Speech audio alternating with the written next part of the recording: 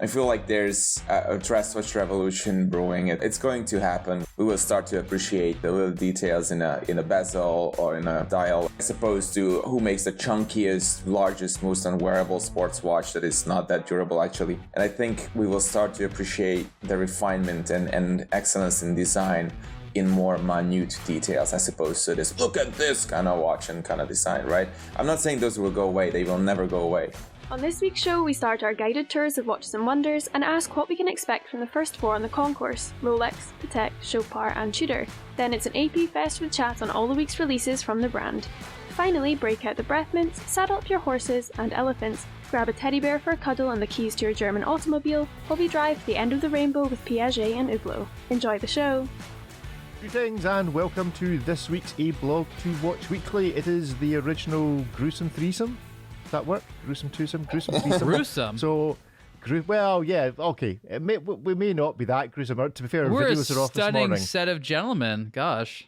I need you in my life, Ariel, just to follow me around and be nice and positive about me. That would be useful. You fancy that gig? Sure, I'll be. You know what? I think of like Monty Python, the Holy Grail, with the bard, clapping the coconuts and like singing about you. I could do that. Little, I could just imagine your coconuts following me all around the watch world. So I think a present for Watches and Wonders, you should bring some coconuts with you, and we can just traipse around the main hall, clapping coconuts, saying how wonderful everything is. We need to probably get our wonderful meter like revved up, rather than turning up as cynical old journalistic hacks to Watches and Wonders going bah humbug. I'm going to guess something which is going to happen when we go there. I'm going to guess, you will see if this happens. We're going to go to brands and we're going to see a familiar face, but we're not going to expect them to have worked there. And then they're going to be confused why we don't say anything because we didn't say, oh, you work here now. Because we'll just be like, because this happens all the time. But I just have a feeling this year, more than ever, the game of musical chairs will result in us having some awkward stare of like, this happened to me today. I was talking to someone. They're like, everyone was waiting for me to say something. Like, did you notice the difference? And I'm like, I was like, oh my God. I swear they made a game out of it. Like, did you notice the new team member? Because like, I know you, but not from this group of people, from another group of people. I have this trick with we have a pact that whenever we go somewhere where I am the person who is the more known one, or it's a meeting I'm going to that she's coming to, or a social event that's business related or whatever, that if when I introduce everybody I don't use their name, it's because I've forgotten their name and she has to introduce herself using her name so that they use their name, so that it allows me to place as to who on earth they are.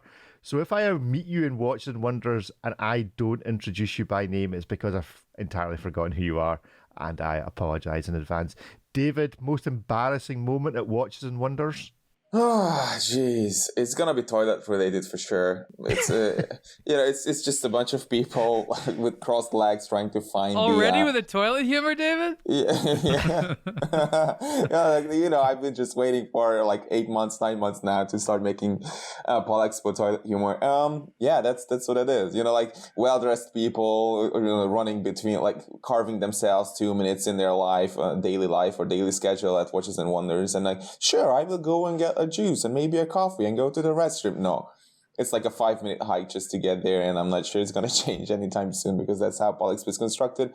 And it's just fun, like, like you go back like behind the scenes, and it's not very nice, and it's just uncouth, to even mention this. David, whole I have thing. to say one thing about this. Yeah. I saw the map of the new layout, and it is different. It is different. It is. The question is, are there more bathrooms? I'm No, not of sure, course but not. the map is different. So everything we know about how to get to them is now changed. Great. Want to make a bet? Go on. Want to make a bet if there's like one single toilet sign on this entire map? There is not. Oh, there is a WC. Okay, there it is. Okay, well, it's gray on gray, of course, because it's uncouth, but it's there. We're going to explore the Watches and Wonders map shortly, but I do recall last year that I spent some time with Ariel being introduced to Rob Corder from Watch Pro in the queue to the toilet, which was all sorts of weird. But as you're standing in that kind of corridor to go around the back of the stands, and you're being passed by everybody who's clearly desperate and is going, you're trying to have a meeting or an introduction, and they're kind of sheepishly walking past you on the way to do their number ones and their number twos.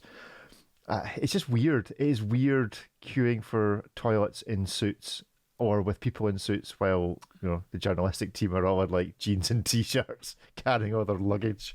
I'm ready to move on past the toilet humor. Move on. Yeah, let's move on.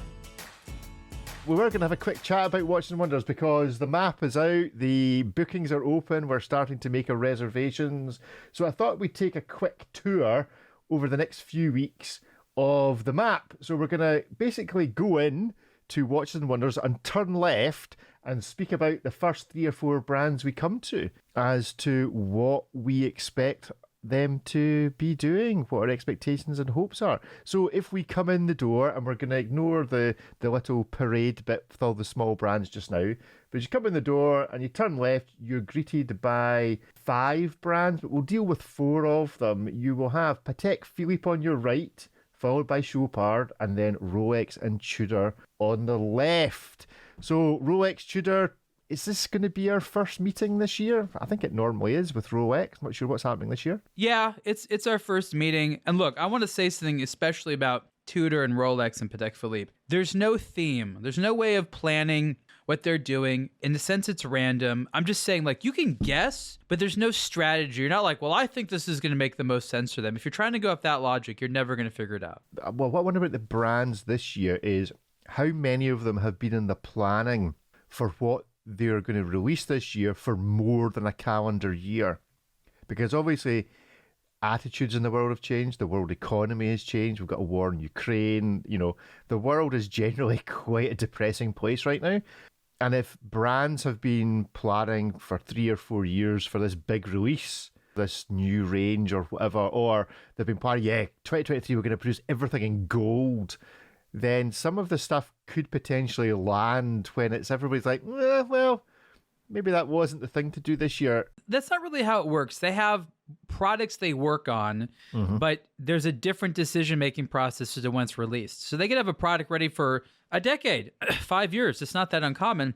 And they're just like, now's not the time to release it. They're like, oh, we need a couple steel watches, some steel and gold watches, some all gold watches, and they have a mix, and they sit around and they nod their heads. Oh, this is a very strong collection. Absolutely. Oh, that one, let's save till next year. Let's hold that one back right there. Like that's the conversation. It's not any more complicated than that. So yes, they are taking multiple years, and there are geopolitical and economic things that affect what they release. But honestly, I don't think Rolex puts too much stock into that. They like to pretend like the world doesn't affect Rolex and Rolex doesn't affect the world. And in a lot of ways, that's been good for them because it makes them look very stable, like they're not influenced by the world. Like one of the things I think that people don't understand is that, yes, corporations do need to be responsive to geopolitical events, but when they are too responsive, it makes them look weak and unstable and like they have no direction. And these sort of old conservative houses, like watch brands that appear to like change at a glacial rate, people admire them when they don't change during hard times. They're like, oh, they must think everything is safe and cool. I feel better now. So there's something comforting about this entire lack of paying attention to the world around them. So we're not expecting anyone to produce a watch in the colours of the Ukrainian flag for launching at Watches and Wonders then? Oh my gosh, could you imagine?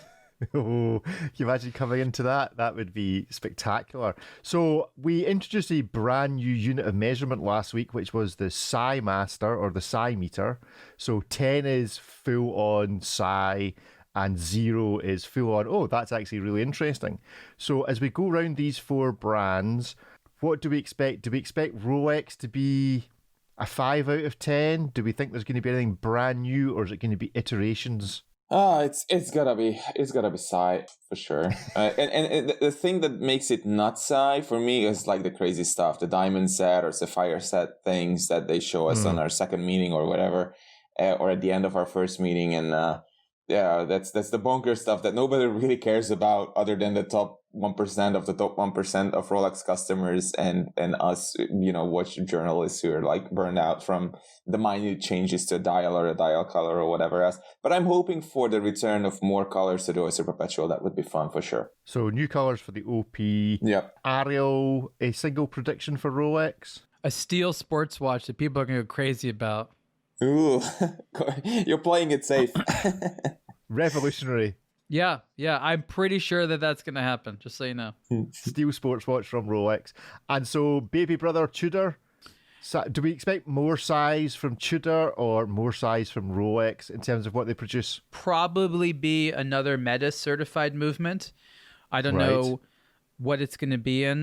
They released that, this last year, the first Meta certified one, and they didn't really go into it that much, but I think that's cool and that's a big deal. So there might be more of that.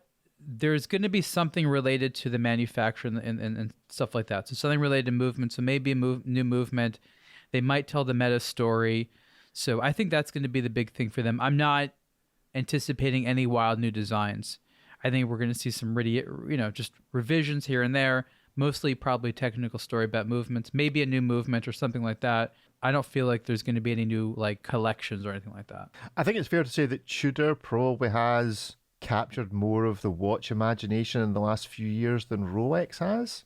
Do we think that trend will continue this year, David? What do you mean public imagination more by Tudor? Well, I think bang for buck. So going right back to the release of the GMT, the Black Bay GMT, the Pepsi GMT, I think that was when Tudor really announced themselves as, wait a minute, we are actually the Rolex that's prepared to push the boat out, go in a slightly different, be a slightly more quirky. You had the P01, you had the stuff they did with the all blacks, the ceramics, the metas that Ariel's touched on, actually something that was genuinely interesting rather than just iteration. Because I don't think we've seen much in the way of new from Rolex. What we've seen, here is the next obvious thing, whether it's, now the colour choice might not be obvious, and going left-hand drive is maybe not obvious, but it wasn't revolutionary. I mean, it was exactly 180 degrees revolutionary, but it wasn't revolutionary. Whereas Tudor, I think you can see, actually, that is a bit left field. Do we think Tudor will continue to be that to the Rolex group? Yeah, I think Tudor, the best Tudor watches are the left field Tudor watches, not the Black Bay. The Black Bay is a very strong product, but it's extremely average. It's like as though it was designed by a very intelligent Excel sheet or an AI that browsed all the watch forums and designed the perfect watch based on what people want. But sometimes, a little bit of quirkiness adds just that little touch of playfulness that makes a watch exciting to own and wear beyond the scope of the first few months, and the security feeling wears off. Like, oh my god, I have the perfect watch, it's so great, I feel so safe, and then it's boring. And same with the left-hand drive stuff that they did with Tudor first. Titanium they did with Tudor first. Ceramic they're doing with Tudor first in terms of the larger case. Of course, Rolex had the Cerachrome bezel since 2005 or something like that. And so I really hope that Tudor will keep on this quirkiness. The P01 was a dog's dinner, basically, in all kinds of ways, but at least it was something. And yeah, I hope that we will see some new material, or maybe just some mix and match with bronze, with silver, with ceramic, with whatever. And I really appreciate that Tudor is the more playful side of Rolex. And again, sometimes a couple of years into the future, we see Rolex replicate what Tudor was testing the waters with. So that's always exciting. Cool. So other side of the hall will be Patek. I don't really know where Patek go right now. Feels like they've kind of been pushed and pulled in the direction of, let's get rid of this really popular stuff, the popular ones, let's focus on the complications. And then I've been pulled straight back to producing new watches that look like the old sports watches. Do we think Patek will continue just to plough their own furrow, or do we think we're going to be highly impressed at something that's going on? Or is it just going to be pure silence? I mean, look, the Patek Philippe meetings have been some of the stranger things over the last couple of years. They've really sort of distributed the sort of attention. They don't make that many of the high complication watches, and they just try to spread them out around the world. Not that many come to the U.S. They can't even get media attention around all of them because they make so many samples. Patek is kind of just riding a wave a little bit. It's not everything's perfect. They're not selling everything, but they're doing okay. They always do pretty well with the high complications. I think that what I want to see more of is mid-range watches are appealing. We know at the bottom range with an Aquanaut or a Nautilus, which again, still expensive for bottom range, they're just super popular. But I'd love to see the Calatrava be something that we want to talk about. I feel that Patek Philippe is kind of like where Rolex was at a certain point, where there'd be like some models that enthusiasts talked about, but like the popular ones, like the Datejust, like enthusiasts never talked about. That's a little bit different now, but say about 10 years ago, like there'd never be an enthusiast conversation about it around a Datejust. Like it just wouldn't happen. And I feel like the Calatrava, which comprises many models really, sort of is that. So I'd love to see them be less focused on like, here's your next $250,000 watch, or here's your next Nautilus that you know you're not going to be able to buy, to something that like you could get, you know, really into. And I think that a brand like Vacheron Constantin has done a better job at having some of those, you know, entry-level gold watches, for example. They're just really cool and interesting, and they do a good job. I'd like to see Patek Philippe maybe make some of their, I don't know, like next to accessible range watches more compelling for the enthusiast. I think Ariel is making an excellent point with the Calatrava, and especially by saying that I wish it was something that we wanted to talk about more. I feel like there's a dress watch revolution brewing. It's going to happen within the next few years when people just get excited, and we will start to appreciate the refinements or the little details in a bezel or in a more minimalist dial or something like that, as opposed to who makes the chunkiest, largest, most unwearable sports watch that is not that durable actually. And oh, look at this dive bezel and like whatever. You know, we've been having that for so long. And I think we will start to appreciate the refinement and excellence in design in more minute details, as opposed to this, look at this kind of watch and kind of design, right? I'm not saying those will go away. They will never go away.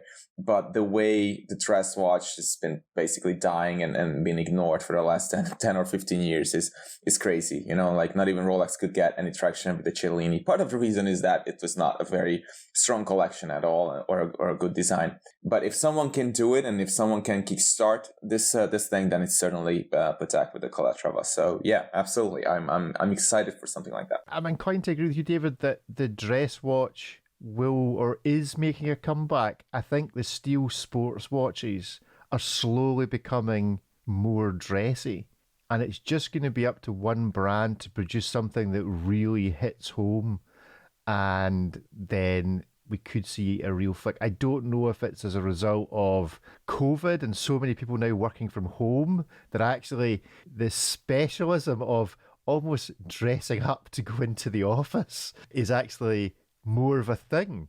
You know, actually, I'm going to put on a suit because I haven't worn a suit for like a year and a half, and I'm going to put on a dress watch rather than, you know, a Deep Sea or a Royal Oak or whatever. I'm actually going to put on a proper dress watch with a nice leather strap and a complication. You know, you're onto something. I think it's interesting you mentioned that.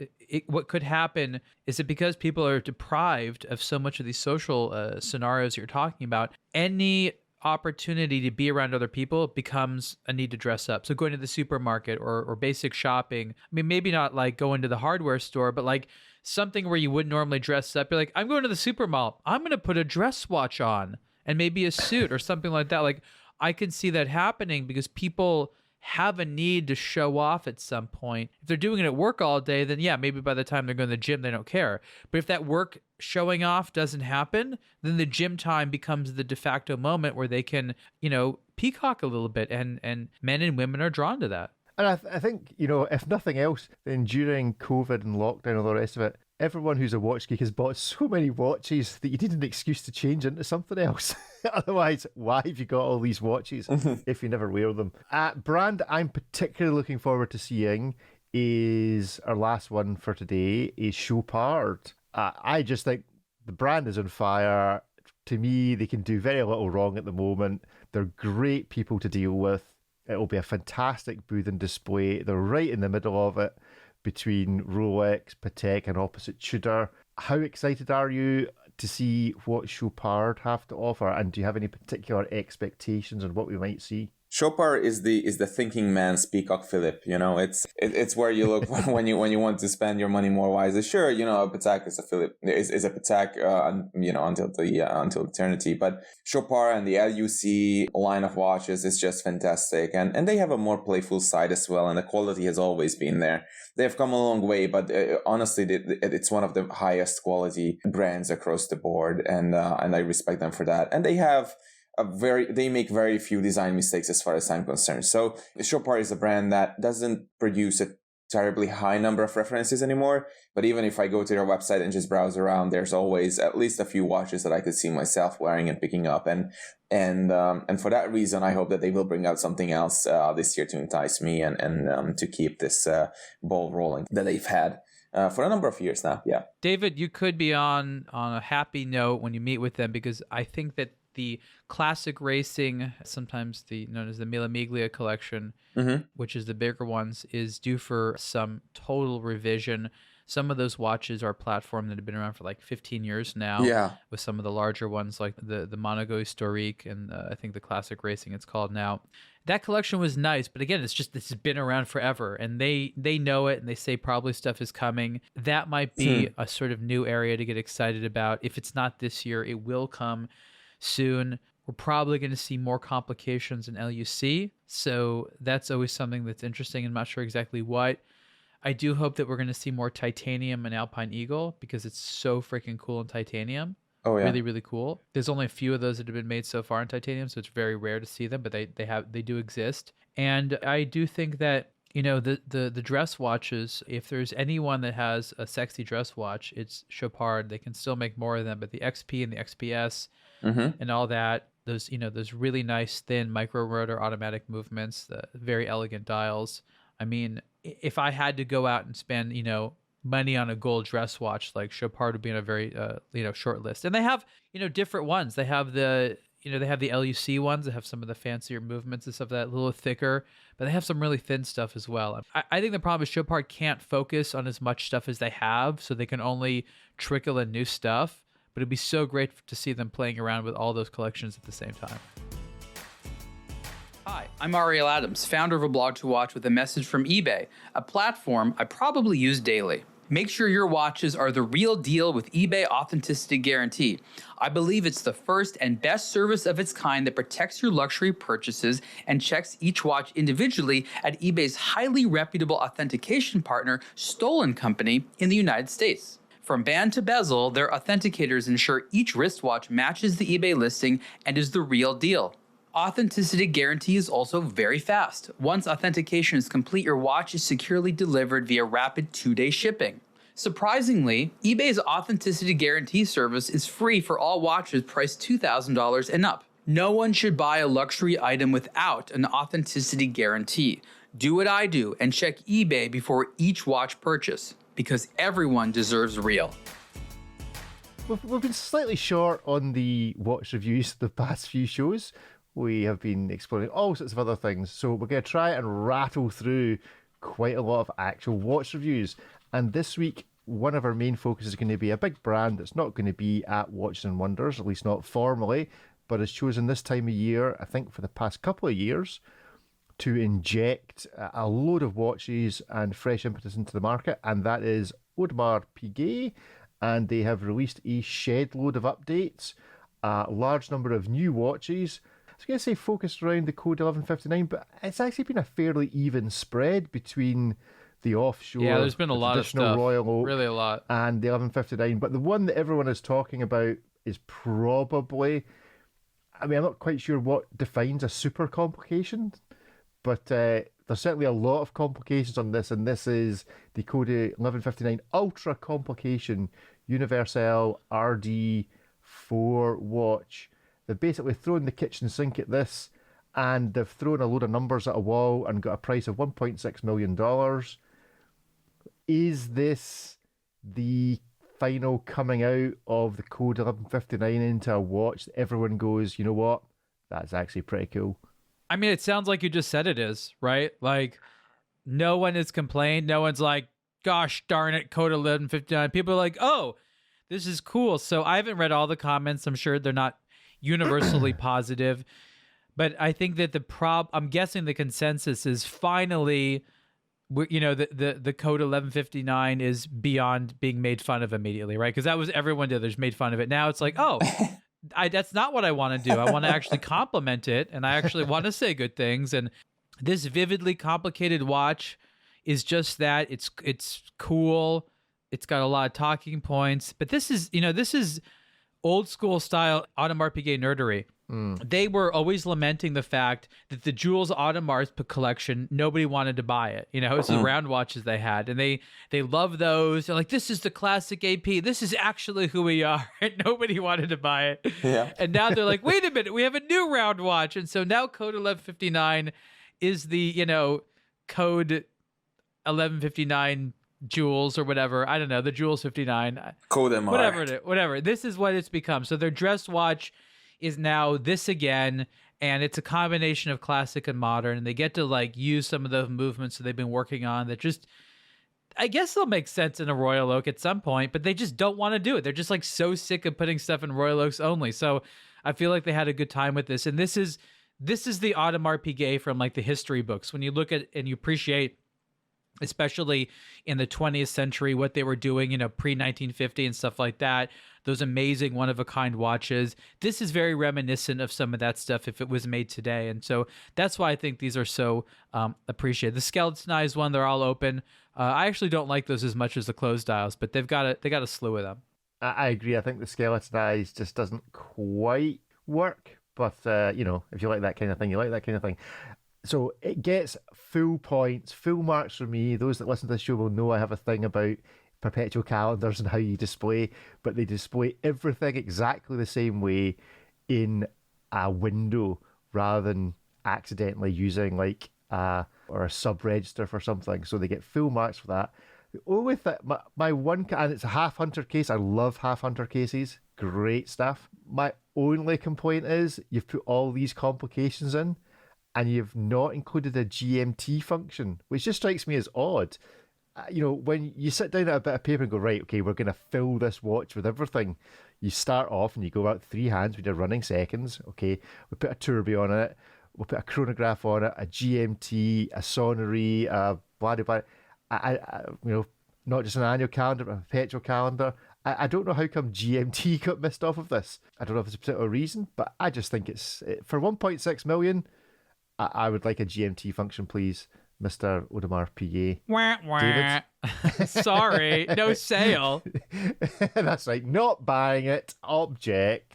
The code 1159 is a tricky one. I wrote the article on the self-winding and the chronograph, and it's I use this word. I love this word. It's I'm not sure if I'm pronouncing it correctly, but it's Schadenfreude or Schadenfreude. I think that's what it is. Schadenfreude, yeah. Schadenfreude, and it's so basically when somebody takes or finds pleasure in somebody else's misfortune. And I think watch enthusiast the community as a whole is you know, sometimes partial to a little bit of Schadenfreude, and I think that's what happened with the 1159. And part of the reason for that is again this tendency to go, or this appetite for this sort of behavior. But on the other hand, it's also AP has built this image on the back of the Royal Oak, saying, you know, with all these lofty mottos and bonkers advertising and all that other stuff, that, oh, you know, we're mastering the rules and we are breaking them and whatever. And sure, it's easy to say that when you're making essentially the same watch over and over again, and you're building on such a solid foundation that is so difficult to get wrong. But at the same time, when you do something new and you tell everyone that you are the master, and then you come out with a watch that looks not unlike something that costs a fraction of your novelty, like literally a tenth or even 100th of that price, then people will laugh at you and say, okay, what kind of master are you? It's you know, it's the emperor in his new clothes, basically. And now it's shaping up to be a watch that is as complex, that is as refined as I think it should have been on the first try. And again, it's perfectly fine. It's not about, you know, it's not about, haha, you didn't get it right the first time. It's about, haha, you had such a huge ego, you know, for so long, just because you were not put up to the test. And the moment you were, then you failed. And I think that's what people are seeing in this, or at least what they saw about 3, maybe 4 years ago now. And again, I want to see the 1159 succeed, and I would love to see AP become more than a one watch brand.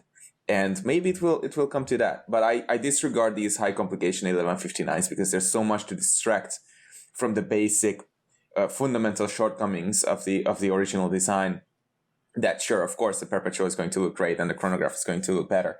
But, you know, it just perfectly exemplifies how difficult it is to make a 3-hand watch look good and how easy it is to make a complicated watch look desirable. So what do you think then of the fact that they've introduced the 3-hand version. Obviously, it was the white dialed 3-hander that I think led the charge in the launch, which turned quite a lot of people off. I mean, I don't think from day one the Code 1159 was a bad watch or even a bad looking watch.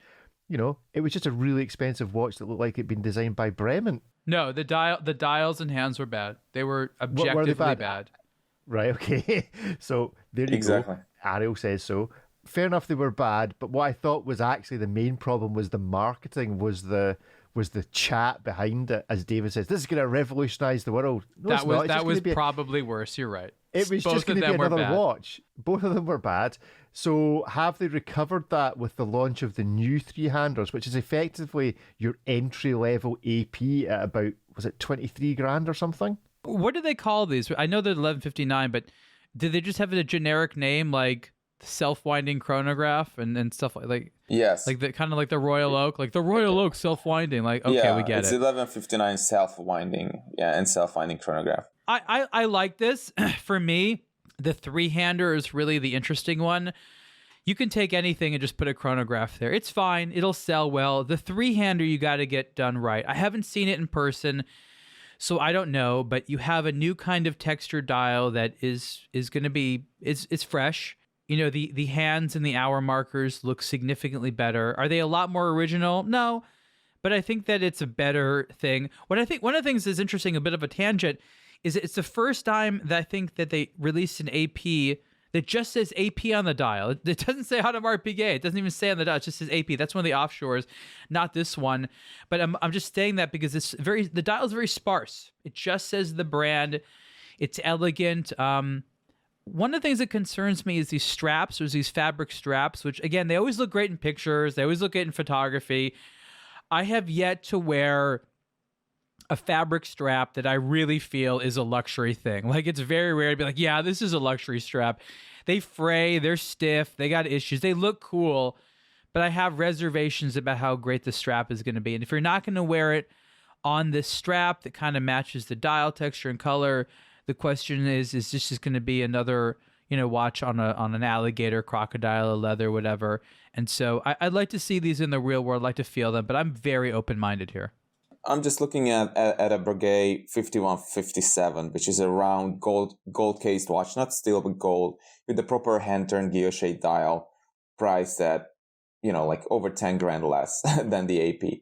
Or close, I should say like 8 grand less. And there you get the name, you get the movement, you get the case, you get the dial, you get a guilloche turned winding rotor and all that, and it's very slim and beautifully wearable. And this is just begs the question, like, okay, you get a stamped dial and a steel case on a leather strap for like $25,000. It just shows that, okay, this watch exists in the microcosm of AP, but not within like. Let's defend something here, David. I don't disagree with anything you're saying, but AP compared to Breguet is a more valuable brand in terms of desirability right now. Breguet knows, and we love Breguet, but they know that they have a lot to improve on here. AP has pumped a lot of time and effort into desirability.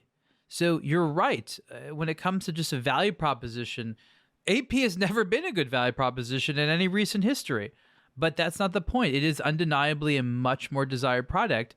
And so to have the latest AP that isn't the Royal Oak could be very valuable and exciting to a lot of people. There's a lot of collectors that have APs and they don't want another Royal Oak. This is going to be something that they're going to buy. Oh, I agree entirely. I was just raising this point without the brand that admittedly, you cannot distract the brand from something like this when you're spending 25K. But I just wanted to raise the point that how much watch you can get from another historic brand for how much less, basically. But I agree, once you put the brand in, but some of our listeners probably don't value the brand quite so much. And they are like, here's just give me a few examples of better watches for less. And I figured, okay, this would be a good example. I didn't bring Chopard or something else where there's like a very clear difference. Maybe it's just me. Sure, it doesn't have the street cred of Breguet, but maybe you're not looking for street cred. Maybe you're looking for a historic brand with a beautifully made watch, and for a whole lot less. But who knows? But I agree. Yes, sure. AP has built a stronger brand and has done much better on that front than Breguet has, for sure. And we will leave this bit of the chat by just saying, AP, why have you only produced this at 30 meters water resistant? I mean, just makes zero sense if this is supposed to be, because it's not a dress watch. It's a watch for space. You're not supposed to go down. You're supposed to go up. Don't forget that. The next moon watch. It just strikes me as bizarre that you would just rate this at 30 meters. At least go to 50, if not more. I can't tell whether it looks like it might be a screw down crown, but maybe it isn't. Not that that makes a lot of difference. There are plenty of watches with 100-meter water resistance that don't even have screw-down crowns. But yeah, it's just odd that the three-hander in particular is only 30 meters. I could maybe understand the chronograph if you didn't want to change the way the pushers work and the kind of internals of that. But to have a single crown watch that's supposed to be a sports watch that's only 30-meter water resistant for 20-odd grand just strikes me as very peculiar. Along with the 1159, there's also been a whole load of Royal Oak releases.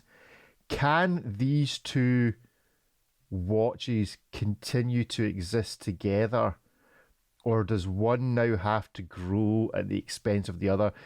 The 1159 is slowly, very slowly, going to start to become more of an icon for AP. You can see the money they're putting into it, the effort that's going into it, the marketing, all the rest of it. Can a brand like AP that only produces 40, 50,000 watches a year actually exist with two iconic watches? Or do they have to slowly make one of them very, very limited? For example, the Royal Oak, as time continues. Well, let's not forget that Audemars Piguet has bold ambitions to create more watches. Several years ago, they said they weren't going to make more than about 40,000.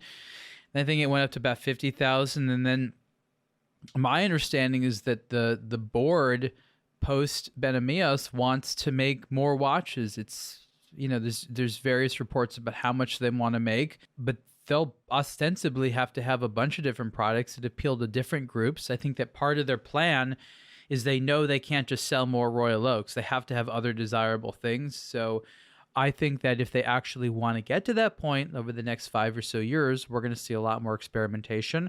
Hopefully the Code 1159 is a success, but they're going to have to do more. So really investing in creativity as well as industrialization is going to be something that they're absolutely going to have to do. I know it's a different company altogether, but if you look at a brand like Breitling, they've also tried to do that. They've tried to create, multiple pillars, not just one. And so I think that that's really the core struggle the brand has is no one's really clear why, for whatever reason, with all the taste, with all the connections they have, with all the designers that they could hire at any time, why they seem to be so stuck on not being able to build other pillars. Is there a better proper sports watch, like a watch you could actually wear, in any circumstance, than the Royal Oak Offshore at the moment? Is that the pinnacle of that kind of sports watch, David?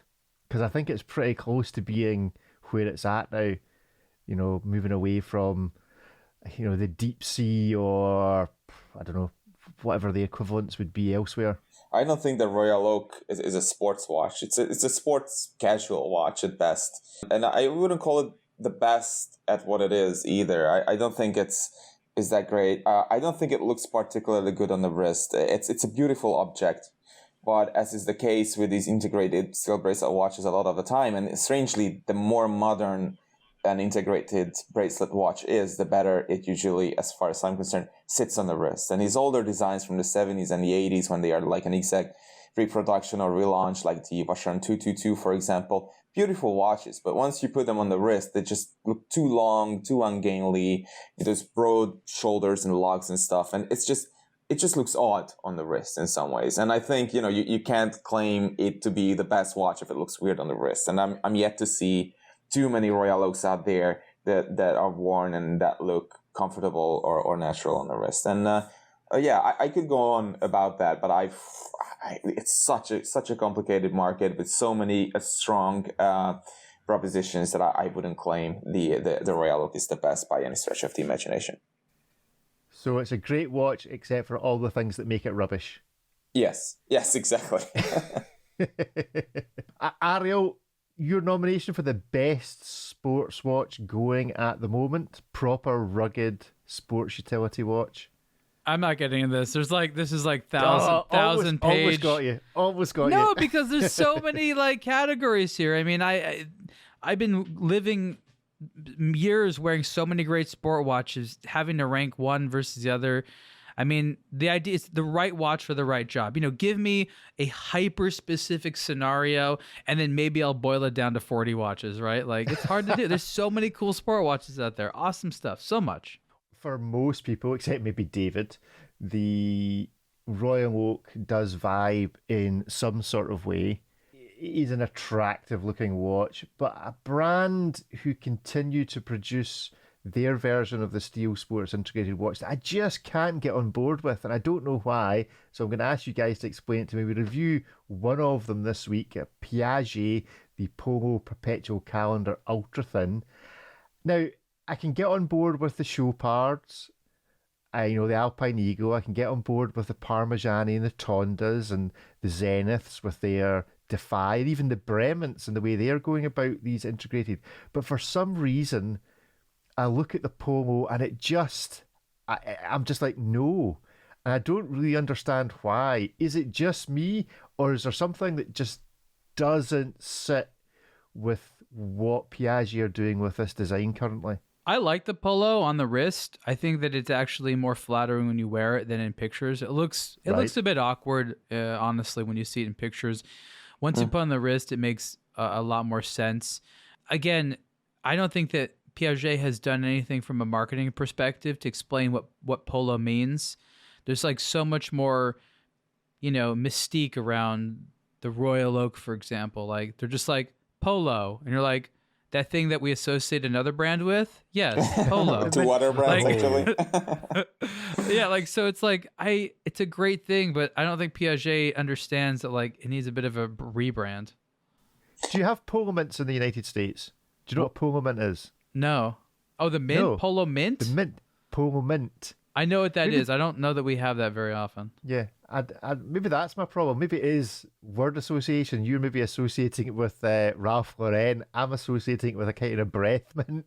Yeah, there's the car, the Volkswagen Polo, wasn't that? Yeah. Too? It's so there we go, David. No one in the world.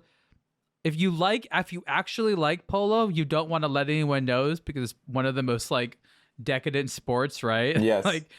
And if you're not into Polo, you just think it's like an embarrassment to the fading aristocracy or something like that. So Piaget has to be like, you know what? Yes, that was a historical name, but Chopard took the St. Moritz and turned it into the Alpine Eagle, and now everyone likes it. That's a success story. Yeah. I'll have you know that Scotland are, I don't know if they're current world champions, but were for a good number of years world champions at elephant polo.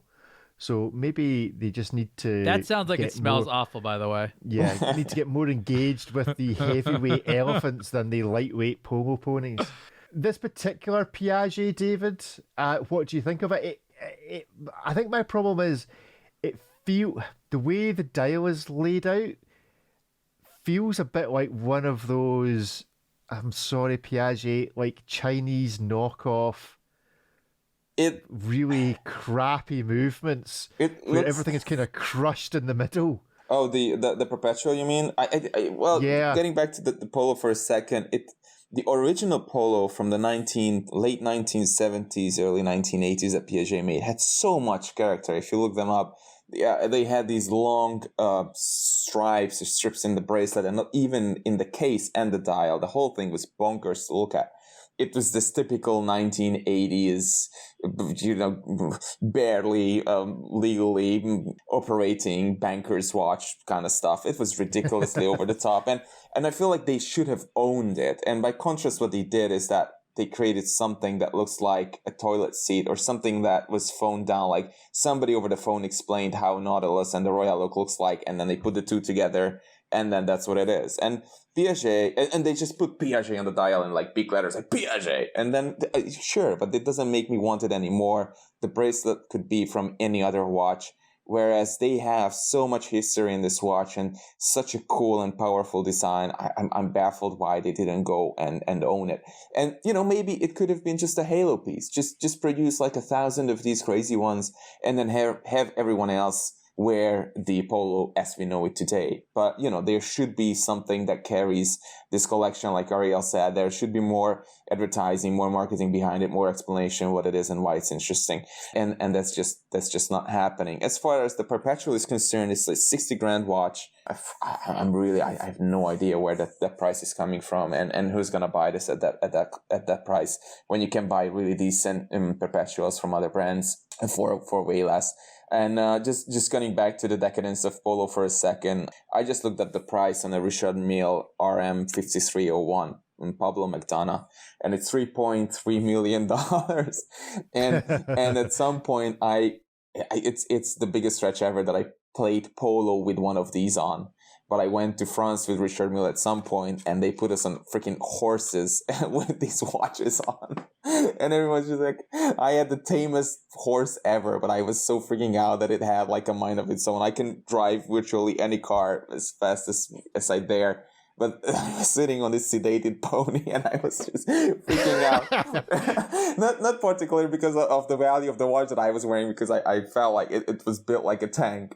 But at the same time, it was like, this is such an out-of-body experience and so out of line with who I am and what I do on a daily basis, playing, imitating Polo somewhere in like France or wherever with a $3.3 million watch on the wrist. And it's the ridiculous stuff like this that happens in this industry that COVID has done away with largely, but I'm sure it's coming back at some point, and it's just something fun to look back at. But again, it really is something that people who were there, they were not posting it on Instagram that, we are playing Polo or something like that. No, it's just for fun, for the top 1% of the 1%. Can I just make a public information announcement to any watch brands that are listening that I both ride horses and ski? So if anybody wants to stop inviting the aBlogtoWatch team members that can do neither or are petrified of the animals, then I'm your guy.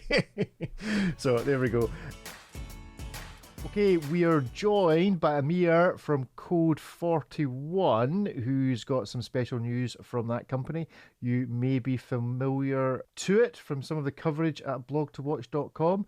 If you have never checked out the Code 41 website, then I highly recommend you do, and I highly recommend you immediately go, like the watches are great and everything, but immediately go to the Code 41 team section and click on that and look at all the videos that the team have filmed, because that is just absolutely a highlight of this website. I love what you've done with these videos, and you can go and check out Amir's particular one, which is a kind of, what was the character? Dr. Evil? Exactly, yeah. So Amir is Dr. Evil of code41.com. So go and check that, go and check out those videos. So Amir, tell us all about what is happening at Code 41. We are like a Swiss watch brand based on values of community and transparency. We have started in 2016, building a community of more than 500,000 people. And today we have more than 20,000 customers all around the world. And our approach is very transparent, a bit, let's say, different from other traditional watch brands. We are giving the opportunity to our community to participate on the creation process of each of our watches, to comment, to vote. So it's really like, it's not a typical brand. I think it's more a movement, like the community movement we have built for 6 years now. And what is happening right now? Why have I got you on to speak about Code 41 just now? There are big developments happening at the moment. In June 2022, we announced that we want to raise funds, to accelerate our growth. And from June to December, we were thinking how we could get our community to enjoy this fundraising. And then we got into thinking that it would be a great opportunity to first open the capital of our company to our community that have been supporting us like for now 6 years. And we have decided to open our capital to our community with this fundraising through the form of participation certificates. And the specificity of that is we are going to tokenize these participation certificates into the blockchain. So it's something that no watch brand today have done, opening its capital to the community and also digitalizing it in the blockchain. It's something quite, I think, disruptive, innovative. And that's what we are going to do from the 9th of February to the 28th of February. Members of our community will have the opportunity to buy shares the company and to enjoy, our adventure to be more integrated with us. That's what's going to happen. So we make an announcement last week. We have a great interest from our community and from the media also. And so what does that actually mean in terms of what you're looking to raise? Is there a target either of number of people involved or amount of funds raised? Well, we don't have a target in our mind. First, it was more to give the experience and to, let's say, allow our community to participate. What we will raise will be fine for us. Okay, the most important for us was really to give to our community first priority to onboard them in the fundraising. And as we have announced in June, we are going to make maybe later another fundraising with private investors. And so what can we expect is going to come first as a result of this integration with the community? Is there a particular project you have in mind that's going to be the first fruits of the capital raise? Well, this capital raise will allow us to accelerate our growth. And we have a strategy for the next 4 years. First, we want to expand to new markets. The US market, Asian market, we know there is a great potential. What we want to do is to use the same strategies that made our success, meaning to build a community, for example, in the States, to gather passionate of watchmaking and to build with them and to allow them to participate on the creation of great timepieces with them. The second thing also, this fundraising will allow us to finance is really to create create a bit of stock on certain pieces we have, certain models. Meaning today we know that some people find it very, very long to wait 1 year or even 1.5 years to get a Code 41. And this is a second strategy we have is to have faster delivery time. And third is to continue to innovate. And watchmaking, what you want to innovate, you have to invest and you have to do some R&D.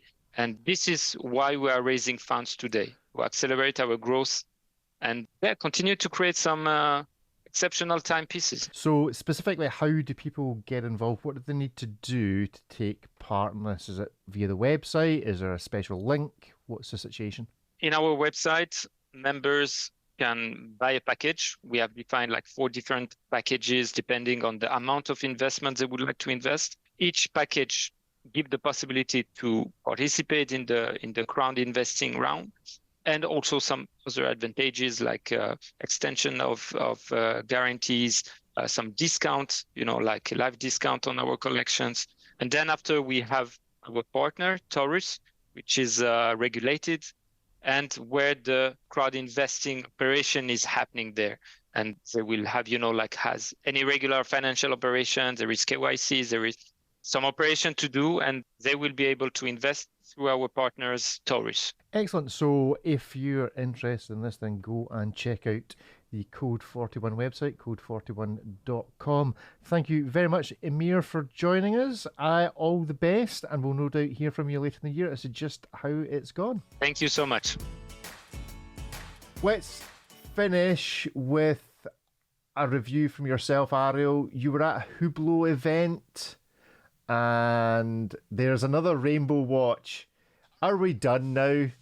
Have we had enough of rainbows? No. Can we just go back to monochrome? Never. Or is there still room for more? Because, okay, that's that question answered. No, it's not never. You got a solid 4-5 more years with a lot of rainbow watches. And then after all the high-end rainbow watches, you have more years of it trickling down to the fashion space. You got like 10 years minimum of rainbow watches coming out on a regular basis.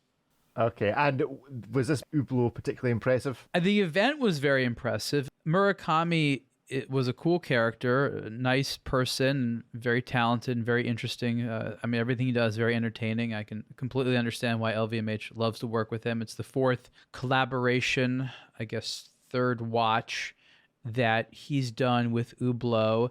And at first I was like, not more with the NFT things until I realized like this is what he wanted. Like he wanted to do how to explain it? He wanted to do an NFT thing because apparently he had been spending the pandemic, trading NFTs. And I talk about this in the article on aBlogtoWatch, but I think what's important to say is that like this is from the people that brought you Pokemon. Like this is like actually complicated, nuanced gamification of consumerism. He's experimenting. Some of it's artistic, some of it is sort of like, social engineering. There's this interesting game associated with like collecting stuff.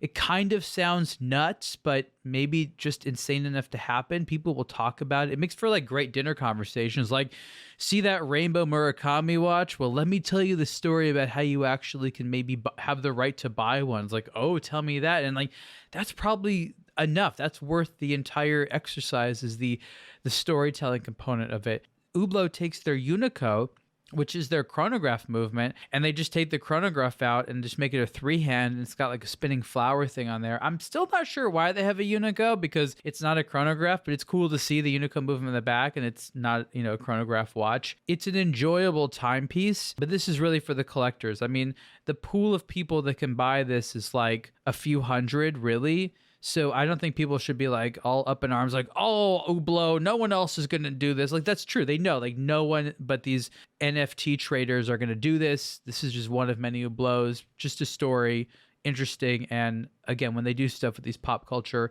and fashion and design icons like Takashi Murakami, it's just fun to see what they're doing. So just to be clear, the kind of smiley face is actually on the top side of the crystal. Yeah.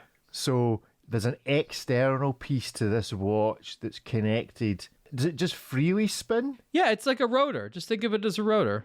Yeah, but is it connected to something within the watch? Oh, no, it doesn't have a functional. It's not like winding anything. What I mean is, when you eventually knock this off of the door handle when you walk past it, is it connected to the internal side of the watch such that it's going to tear the internals of the watch to shreds as you knock the stem? Oh which my this thing's god! attached to? I feel physical pain just hearing about you abusing this watch. It's a really interesting idea to have something really tangible on the face of the watch that you can actually interact with in some way, shape, or form. So I think it is quite fascinating. Is the Unico chronograph movement stacked? Like, is it effectively a modular movement, although all in-house? I believe it to be an integrated movement. Yeah, it is. It's just as to how if it's an integrated movement, how you manage to remove the chronograph functions, or have they just left the stuff inside and just not included no the hands. Yeah, it's just no hands. So the whole thing is still there. There's places where there should be other pushers through the side of the watch, but they've just removed it all. Yeah, why not? The Amir is an integrated movement as well, and yet Zenit created a few versions of it without the chronograph, so it can be done. Yeah. Oh no, I know it can be done. I'm just curious as to whether, although it was in-house, whether it was actually a stacked movement such that you could, because I wondered whether the reason they'd done it is to create more space within the case for the diamond setting to reduce the height of the movement. But if it's integrated, it presumably hasn't changed the height of the movement all that much. Whereas obviously if it was a stacked movement, it would actually have given them more space internally to do things. Now you can communicate with the show, email podcasts at aBlogtoWatch.com, or communicate with any of us on our Instagram accounts. David, where are you on Instagram? It's ABTW_David is what it is. It's what it is, and it's what it's staying. Ariel, where are you? I am on Instagram at Ariel to Watch. You can read my articles on aBlogtoWatch.com. And in addition to this show, I do the Superlative podcast. And you can find me at RickTikTok on Instagram. Do check the show notes for details as to how to sign up for the newsletter. And if you're extra special and you reach out to me on Instagram, then for this week only, before the official big launch, you can join our Secret Magic Discord server. So if you can meet with the approval and answer 6 questions as to why gem-set watches are now a thing of the past, then we might give you some early access to the new aBlogtoWatch Discord server, which is going to be fully up and running in time for all the Watches and Wonders coverage. So if you'd like an invite to that, then do reach out to us. Other than that, that is it for us. You'll have heard an interesting chat with Code 41, and there'll be more on that next week, but check out the website for all of those details. Goodbye. Thanks, everyone. Thanks for listening. Catch you next time. Bye-bye.